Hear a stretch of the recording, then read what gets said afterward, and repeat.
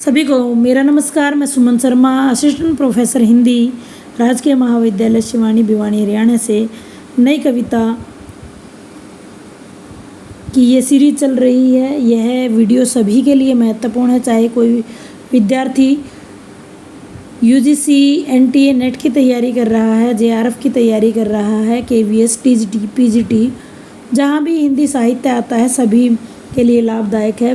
वस्तुनिष्ठ प्रश्नोत्तरी की सीरीज है और जैसा कि आपको पता है कि प्रगतिवाद तक हम कंप्लीट कर चुके हैं। प्रयोगवाद और नई कविता की तीसरी वीडियो है ये है। आइए बात करते हैं नई कविता को नाम ये किसने दिया है।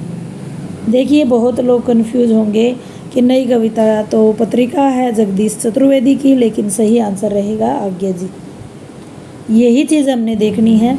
अगले प्रश्न की तरफ चलते हैं। रचनाकार की व्यवस्था और साहस किस प्रकार से कवि ने व्यक्त किया है। जी हाँ हुजूर, मैं गीत बेचता हूँ, मैं तरह तरह के गीत बेचता हूँ। यह लाइनें हैं भवानी प्रसाद मिश्र जी की।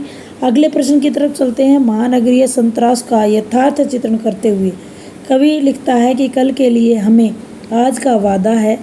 आज ठेकेदार को हमारे पेड़ काट ले जाने दो, हम हकीम भेड़ों की आयात की योजना सुनाने आवेंगे। आज बच्चों को भूखा ही सो जाने दो। यह पंक्तियाँ किसकी हैं? बहुत ज़्यादा फेमस पंक्तियाँ भवानी प्रसाद मिश्र जी की।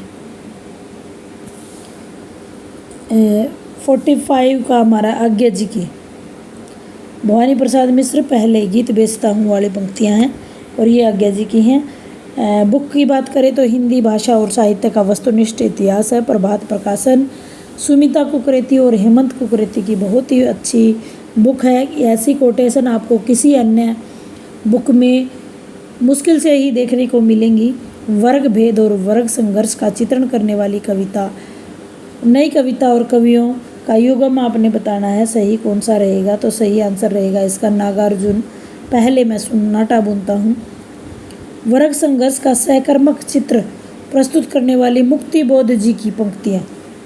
क्या यह सच कंबल के भीतर है कोई जो करवट बदल सा लग रहा है।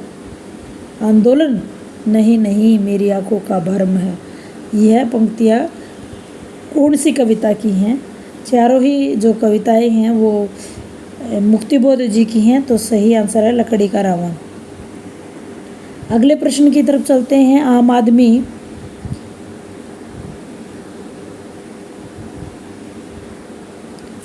आदमी की पीड़ा और संतरास को व्यक्त करती हुई पंक्तियां बतानी है हमने, किसकी हैं।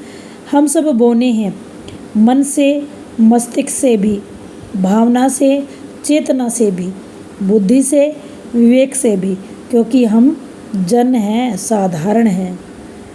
बहुत ही महत्वपूर्ण पंक्तियाँ ये मैं पहले बता चुकी हूँ। ये पंक्तियाँ बहुत ही फेमस हैं और ऐसी पंक्तियाँ किसी भी पुस्तक विशेष में मिलनी बड़ी कठिन है। यही इस बुक की विशेषता है जो आपको धीरे धीरे समझ आएगी। प्रश्न का आंसर होगा गिरजा कुमार माथुर जी। गिरजा कुमार माथुर जी। अगले प्रश्न की तरफ चलते हैं। लघु मानव की अवधारणा को लेकर लिखी गई कविता बोनों की दुनिया किसकी है। तो ये भी सही आंसर इसका रहेगा गिरजा कुमार माथुर। गिरजा कुमार माथुर जी। अगले प्रश्न की तरफ चलते हैं। अहम अंतर्गुहावासी स्वर रति क्या मैं चिन्हता कोई न दूजी राह, जानता क्या नहीं निज के बंद होकर है नहीं निर्वाह। आज्ञा जी की फेमस पंक्तियाँ। अगले प्रश्न की तरफ चलते हैं। अप्रैल जून 1968 की आलोचना में प्रकाशित, आलोचना पत्रिका का नाम है, काव्य की रचना प्रक्रिया शीर्षक के माध्यम से किस कवि आलोचक ने कहा है कि कृत्रिमता केवल इनसिंसियोरिटी यानी गैर सिंसियरिटी का मतलब होता है गैर ईमानदारी की ही उपज नहीं है, वह अकवित्व की उपज भी है। अंतर जगत की निर्जीवता और जड़ता का प्रमाण भी होती है। यह आपने बताना है किसकी लाइनें हैं। तो अनुमान मेरे ख्याल से लगा पाए होंगे। विजय देव सही आंसर रहेगा विजय देव सहाय जी। अगले प्रश्न की तरफ चलते हैं। साधारण नगर के एक साधारण घर में मेरा जन्म हुआ, बचपन बीता अति साधारण, साधारण खान पान, ठेठ गद्य में प्रस्तुत काव्य पंक्तियाँ बतानी है आपने किसकी हैं। तो ये भारत भूषण अग्रवाल जी की प्रमुख पंक्तियाँ रही हैं। मध्यवर्गीय कुंठा को व्यक्त करने वाली किस्सा जनता कविता किसकी है?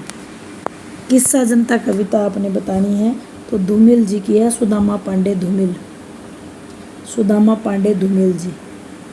54वें क्वेश्चन की तरफ चलते हैं। निम्न पंक्तियों में क्षण में संपूर्णता किस कवि ने देखी है? एक क्षण, क्षण में प्रवाहमान व्याप्त संपूर्णता, इससे कदापि बड़ा नहीं है महाबुद्धि जो पिया था अगस्त्य ने।